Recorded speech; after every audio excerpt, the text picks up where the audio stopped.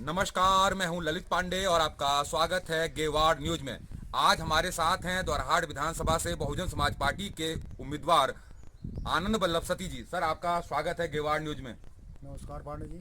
Sir, लगातार आप जनसंपर्क कर रहे हैं, तो कैसा रिस्पांस मिल रहा है जनता से? बिल्कुल सही मिल रहा है। अच्छा। जनता जो है कि जनता की मांग है कि विधायक एक बार चौखुटिया से बने, यहाँ की समस्याओं का निराकरण हो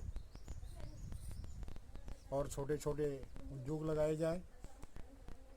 हमने तो अपने घोषणा पत्र में इसी बात को कह रखा है कि पलायन को रोकने का जो मुख्य है, जो यहाँ के संसाधनों का इन सरकारों ने दोहन कर दिया है, उनको रोक करके छोटे छोटे उद्योग लगाए जाएं और यहाँ के युवा को रोक करके उसको यहीं पर रोजगार दिया जाए। डिस्लरी की फैक्ट्रियाँ यहाँ लग सकती हैं। लीसे के जंगल सारे हमारे पहाड़ में, उसकी फैक्ट्रियाँ सारी प्लेन्स में लग गई, तो पलायन कैसे रुकेगा? रोजगार तो सारा प्लेन्स में चला गया। अगर आज हम गाँव में जा रहे हैं तो गाँव में देख रहे हैं कि सारे मकानों पर 50% मकानों पर ताले लगे हुए हैं। ये इन सरकारों की नीति और उद्योग न लगने के कारण ही पलायन हुआ है पहाड़ का। सर, आप एक बात कह रहे हैं कि चकोटिया का विधायक हो, गेवाड़ का विधायक हो, तो वो बात जानना चाह रहे हैं सर आपसे।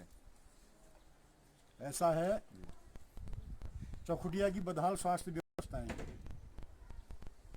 बदहाल स्कूल, कहीं कर्मचारी नहीं, सारा जो है किसी भी विभाग में कोई कर्मचारी नहीं, विकास के नाम से खाली जो है जमीनी विकास कुछ भी नहीं हुआ है।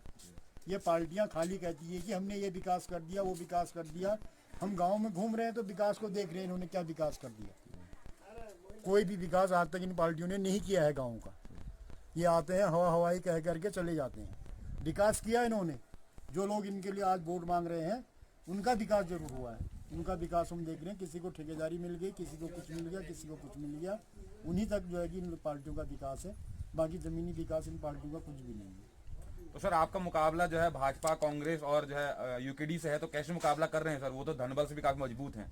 वो कोई नहीं, राजा और फकीर की लड़ाई है। 3 राजाओं के साथ एक फकीर लड़ रहा है और जनता जो है कि फकीर के साथ है, न कि राजाओं के साथ। राजाओं के साथ तो वही खाने पीने वाले लोग हैं, फकीर के साथ तो हम कार्यकर्ता है।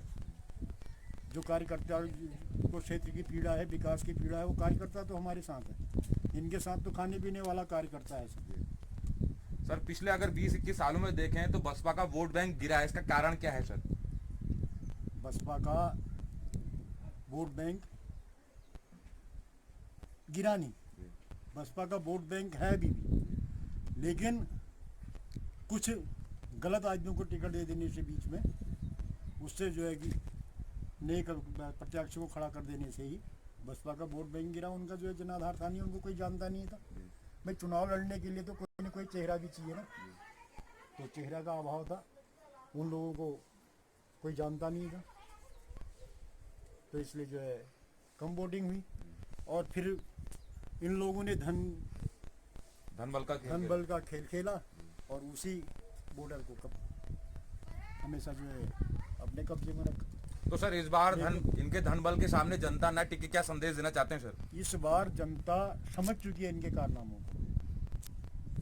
अगर एक एक विधायक आज करोड़ों रुपया आप देख रहे हैं, इनके खर्चों को करोड़ों रुपया खर्च कर रहा है, अगर उस पैसे का, वो करोड़ों का इन्होंने विकास किया होता तो इन्हें तो वोट मांगने की आवश्यकता ही नहीं थी।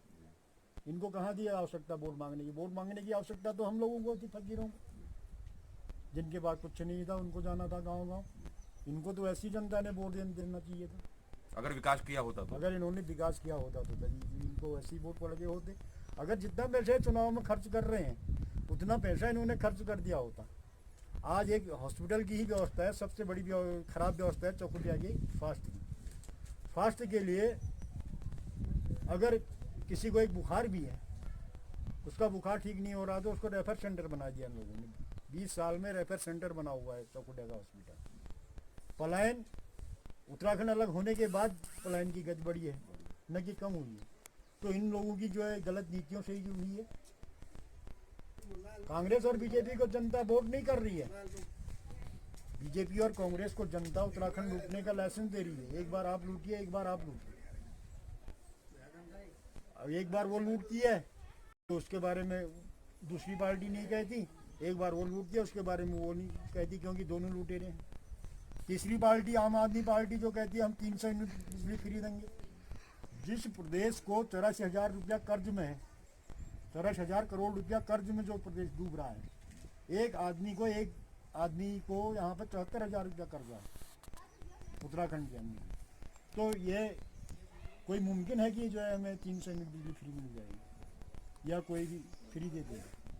रहा सवाल जनता कहती है अनाज भी मात्र वोटिंग तक का ही है, वोट तक ही फ्री का है, उसके बाद जनता वहीं रह जाएगी। जो इनके लिए वोट मांगते हैं उन लोगों को तो नेता बन जाते हैं, जनता 5 साल ठगी रह जाती है।